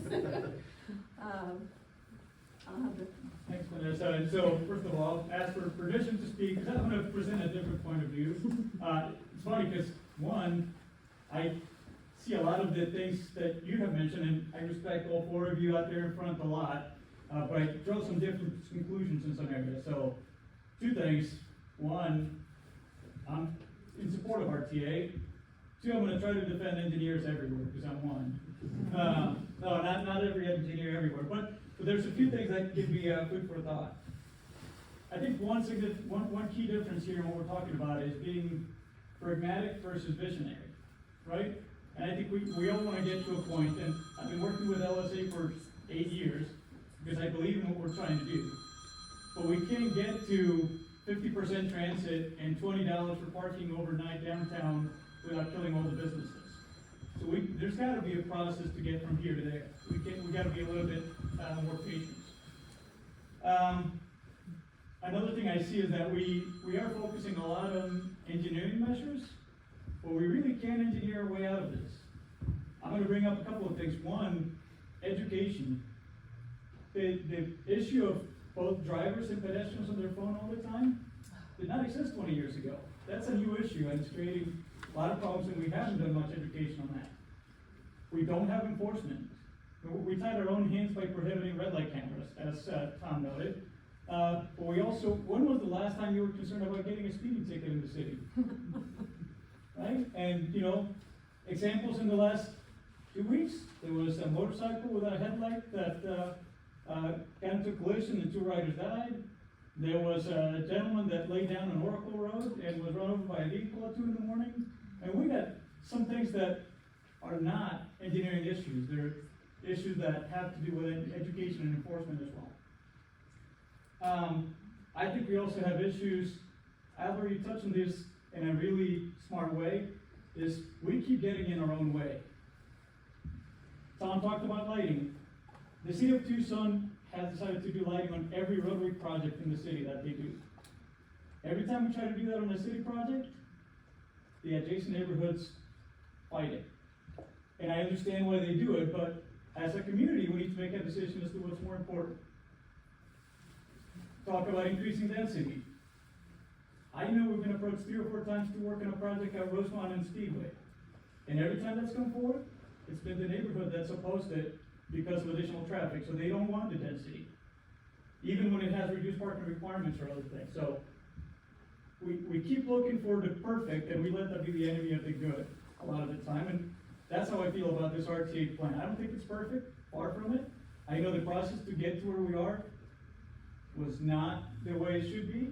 But I think it has, if you look at the plan, there's things to like. First of Alejandro, all, do you have a question? oh, I'm sorry. Whenever you want to stop. We only have a few minutes left, so I think, okay. No, I mean, I Yeah, appreciate you again, sharing. I have another minute, if not, that's fine. I think the only thing I just want to, like, when I was really listening to you, Tom, today, the thing that struck me, again, you know, having been here my whole life, been here when the first one passed, and just hearing your examples of like what Calgary started in 1988, didn't like Japan start with their bullet train like in the 70s, and it took political will, and these things just take like leadership and yes, community fortitude to say we are going to do these things and we believe in it and we're going to invest in these things. This is where we're going to invest. And you know, didn't Eisenhower like pour a bunch of money to create our interstate system? So it's like we have examples. So why can we do it for roads, but we can't do it for trains? Why can't we do it for safety improvements? And sure, there are enforcement and other things that we need to be doing to make our streets safer. Or I guess you could argue about enforcement. There's like a whole thread we could go down there. But design is definitely going to slow people down. You know it. You go turn down another street that's narrow, you're going to slow down. You feel it. And there are simple things that we just know impact, and this is like data driven. This isn't some, you know, pie in the sky idea. It is actually just putting policy into practice. And that to me is very pragmatic. And to me, it feels, it's not about being visionary. It's really just like, what do we actually want to see in our community? And this is a long range plan. Therefore, we need to start planning now. And if we want to make incremental changes for the next year to like kind of fill little holes, then sure, you can do that. But RTA had an option to do that. There was on the table the potential to do a shorter voting time, to have like a 10-year plan. And you know, 10 years still is a pretty big commitment in my opinion. But you know, like even 5 years to get undelivered projects done, get RTA's house clean, and you know, do a meaningful process. And that was not the path that was chosen. And so we are committing to 20 years. And I think a pragmatic thing to do is just be really thoughtful about what are we committing to and where are we gonna be in 20, you know, whatever that is. I don't even know what that is. 2024, I don't need to do the math, 2045. You know, I just like don't want to fall, you know, 40 years behind Calgary. Okay, we're almost at time, and I think we had a lot of great discussion, a lot of great questions. Sorry. One last one. I want to add on to what Moss is saying as well, is we're committing with this plan, and it's not about just, is the plan relevant, but we're giving $3 billion to a board that we don't control. They're not elected. They are people that are appointed or elected by communities. We have one vote on that board. So if we want to be visionary, if we want to see things change, you can't give $3 billion to a board we can't control. We can control our city council by voting people out of office. So a tax within the city of Tucson is much more amenable, and we can provide more oversight than what the RTA gives us. All right, I'm gonna end with one final question for you all, okay? And then we're wrapping up. If you could change one thing about how we plan regionally for transportation, what would it be and why? Gosh, use the data that we have and put it into practice. Yeah, if we were gonna change one thing, I would say, listen to what people really want by having authentic engagement with them, and then challenge our professionals to use their skill to deliver that vision.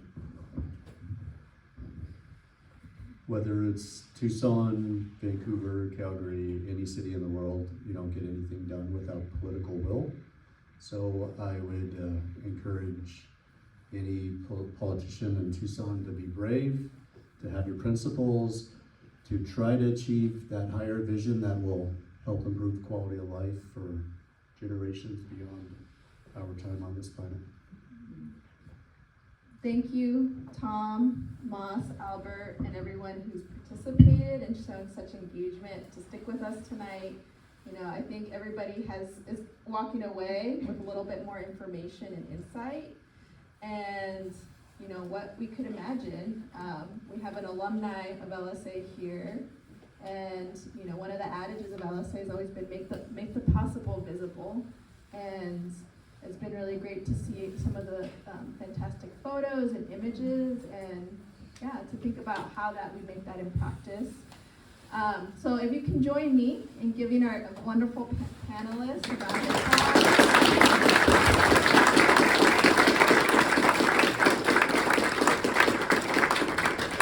Finally, I want to thank our Ward 6 office, Councilmember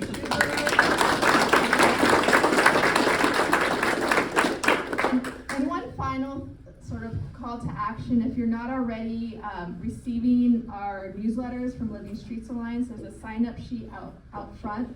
One of the things that we realized when we put together this event was just how much interest there is that we just honestly didn't anticipate with very little promotion. So if you want to kind of stay looped in and learn more about RTA Next and LSA's work, please give us your contact information. Thank you all so much and have a great evening.